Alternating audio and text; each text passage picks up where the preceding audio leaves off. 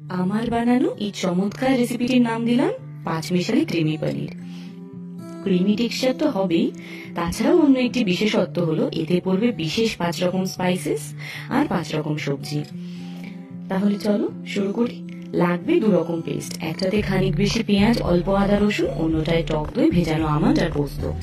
স্পাইসেসে থাকবে শুকনো লঙ্কা, জিরে, ধনে, এলাচ, গোলমরিচ। খালি কড়াই নেড়ে গুঁড়িয়ে নিতে হবে।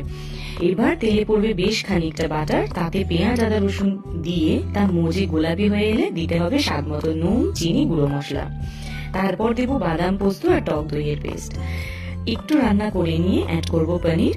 ক্রিমি টেক্সচার চলে আসলেই অন্য একটি পাত্রে শ্যালো ফ্রাই করব আদা কুচি, টমেটো, ক্যাপসিকাম, কড়াইশুঁটি, কাঁচা লঙ্কা, 5 রকম সবজি দিয়ে সেটাকে দিয়ে দেবো পনিরের মধ্যে। চমৎকার টেস্টি এই রেসিপিটি জমবে নান বা রুটি পরাঠায়।